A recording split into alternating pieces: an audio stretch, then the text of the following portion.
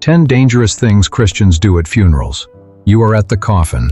The family is right there in front of you, hollow-eyed, tired, barely hanging on, and somebody leans in, pats a shoulder and says, "Don't cry. They're in a better place now." It sounds nice. It even sounds like Christianity. But for someone whose life has just fallen apart, it can feel like a door closing gently in their face. And that's not the most deadly one. The number one on this list is something that practically every believer does with the best of intentions. And it could be the very reason grieving individuals in your own church feel so alone. So stick with me, we're counting down all 10, and the last one might change the way you show up the next time you walk into a funeral home. Let's go with number 10, and I'll give you the verse that turns it on its head. 10. Pressuring people to be strong. Be strong for the children. Don't break up. We say it because tears make us uncomfortable. But look what Jesus accomplishes. The shortest verse in the entire Bible is 2 words. John 11:35. Jesus wept. He is at the burial of a friend of his, Lazarus. And the crazy part is, he already knows he's going to raise him from the grave in a few minutes, and he still weeps. If the Son of God can stand by suffering and weep, then no one should apologize for their tears. Number 9 can make you rethink a phrase you've been using all your life. Number 9. Informing someone their loved one became an angel. God needed an angel in heaven. It's supposed to be comforting, although the Bible never actually states that, not a single time. People don't become angels after they die. Angels are a whole different creation. And when we say it, we discreetly trade the true hope, resurrection, seeing them again, for a beautiful fantasy Scripture never actually offers. The myth is so much below the fact. And if that's already giving you something to hold on to, go ahead and touch that like button. It really helps this go to someone grieving tonight who needs to hear it. Number 8 is for the Bible lovers. 8. Using the Bible as a band-aid instead of being present. Somebody's crying, we worry, we blast out a verse like we're fixing a flat. But Romans 12:15 says something else. Joy with those who joy, weep with those who weep. Note, does not say fix those who mourn. It says to weep alongside them. Sometimes the holiest thing you can do is shut your mouth and sit down in the mess and just be there. But this is where it becomes unpleasant. Number 7 is almost a Christian reflex, and it runs deeper than we know. Number 7. Everything happens for a reason.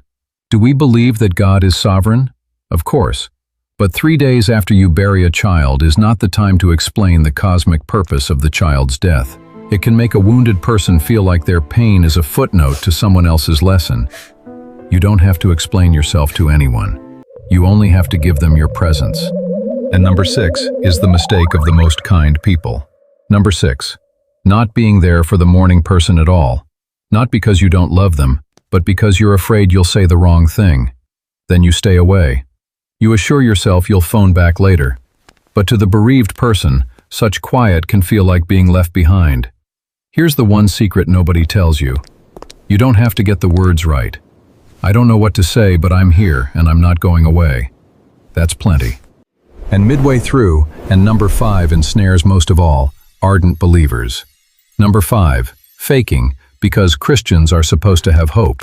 Somewhere along the road, a lie came into the church that real faith meant that you didn't cry, you just smiled and quoted a verse. But look at what Paul actually said. 1 Thessalonians 4:13. He tells us we do not grieve like the rest of mankind, who have no hope. Read slowly. He doesn't say don't mourn. He says grieve differently, with hope below. Faith wasn't designed to dry your tears. It's supposed to catch you when they fall. Number 4 is contained in 2 tiny words. Number 4 is the at least. Well, they had a long life. At least they don't have to suffer anymore. Any one of them could be true, but when you're drowning, at least seems like someone trying to lessen your loss to make it easier for them. There's no need to lighten someone's grief. You can simply call it what it is, heavy, real, and worth every cry. The third one is one we never really speak out loud because it happens in whispers. Number 3, publicly speculating on whether the person made it to paradise. Murmuring back there, well, I just don't know if they were actually saved. A funeral is not a courtroom, and you have no right to pass judgment. The scripture is plain that God alone sees the heart. Your role in that room is not to reach a verdict. It is to bear the living. And in the way of carrying each other, may I ask you something pretty quick? Quick inquiry, and I would love your honest answer. What is the hardest thing anyone has ever said to you during a funeral? Or the kindest?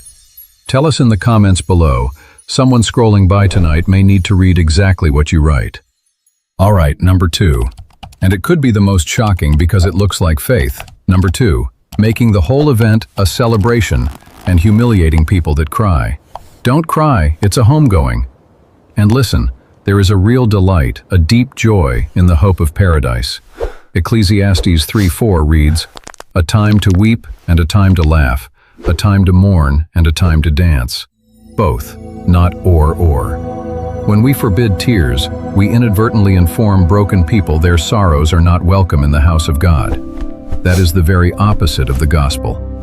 Which takes us eventually to number 1, the one I promised you right at the beginning, the one that practically every believer does, not from cruelty, but from habit. And that may be the loneliest thing we do to someone we love. Number 1, vanishing once the funeral is ended. Consider it. The day of the service, the room is full. Flowers everywhere, casseroles on the counter, the text messages coming in. And when the cars draw away and the audience goes home, and 2 weeks later, when the house is achingly quiet and empty, that's when the grieving individual is truly alone. Everyone is at the funeral. Hardly anybody comes to the grief. But mourning doesn't end after the service is over. Psalm 34:18 tells us, "The Lord is close to the brokenhearted and saves those who are crushed in spirit." Close, not a single appearance and then gone. And one of the key ways that God stays close to the brokenhearted is via people like you that don't go away. A text next year, a difficult anniversary call. Show up long after the casseroles are eaten. But we can't stop there, because there is one vow that affects how you walk into every funeral for the rest of your life. Revelation 21:4 tells us that the day is coming when God will wipe every tear from their eyes. No more death, or grieving, or sobbing, or agony. Tears you don't conceal. You apologize for crying, not you. Every tear, seen, honored, and then tenderly wiped away by the hand of God Himself. So the next time you're at a casket, you don't need the perfect words. Just show up, stay gentle, let them mourn, and keep coming up long after everyone else is left. If this given you a little more confidence to love others through their darkest days, go ahead and subscribe, so the next one finds you right when you or someone you love needs it most. And if you've ever wondered what the Bible truly says happens right after we die, watch this one next. That's the other side of this story. See you there.